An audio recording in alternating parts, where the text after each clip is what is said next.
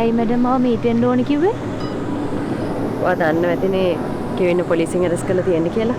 එයාව අර murder case එකකට සම්බන්ධ කරන්න හදනවා කියලාත් ඔයා දන්නව ඇතිනේ. ආරංචි වුණා මැඩම්. නිම්නාවේ මට ඔයාගෙන් ලොකු උදව්වක් ඕනේ.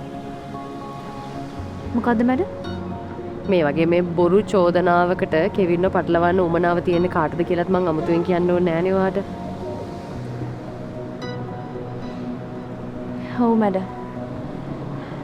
මට ඔයාගෙන් උදව් ඕනේ මේ ප්‍රශ්න වෙච්ච දවස්වල කෙවින් හිටියේ කොහෙද කියලා බලන්න.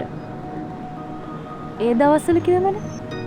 අනේ සෝරි මගේ මේ ඔළුව අවුල් හින්දා මට කියන්න ඕන දේ හරියට කියවෙන්නෙත් නෑ.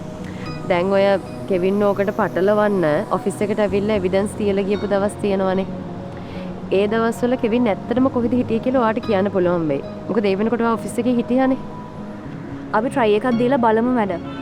මොකද ඒ දවස්වල වැඩට ගියපු ඒවා ඔක්කොම කැලෙන්ඩර් එක අප්ඩේට් කරලා තියෙන්නේ මගේ මොබයිල් එකට. කෙවින් සර්ගේ මීටින් එහෙමත් බොහෝ දුරට මම දැනුවත්ව තමයි උනේ. එහෙනම් බලන්න නොවැම්බර් 18.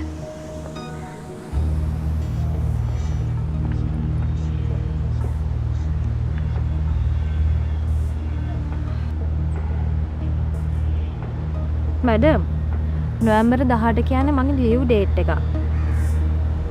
ඒ කියන්නේ ඔෆිස් රෙකෝඩ් වලින් තමයි බලන්න වෙන්නේ. හැබැයි කෙවින් සර් ඔෆිස් ආවේ නැහැ කියලා අප්ඩේට් වෙලා තියෙනවා. එහෙමද? මැඩම් ඇත්තටම එදා විශේෂය මොකක්ද? එදා කෙවින් ඔෆිස් නම්බර් එකෙන් ඒ වෙහිකල් එකේ ඕනට කෝල් එකක් අරන් තියෙනවා. මංජිත නිවාඩු දවස්වලට ගොඩක් වෙලාවට කෙවින් සර් ඔෆිස් එකට එන්නේත් නැහනේ. ඒ කියන්නේ ෂුවර් කෙවින් සර්ත් එදා ඔෆිස් ඇවිල්ලා නැහැ මැඩම්. ඔයාට මංජිත නිවාඩු කියලා මතක් වුණේ ඇයි? එදා අපි දෙන්න ටිකක් ඇවිදින්න ගිය දවසක්. එයා කෙවින් සර්ගේ කාර් එක ඉල්ලන් ඇවිල්ලා මාව රවුමක් එක්කන් ගියා. මංජිත? ඔව්. මේ මංජිත කියන්නේ ඔයා යාළුවලා ඉන්න මංජිතනේ? ඔව් මැඩම්.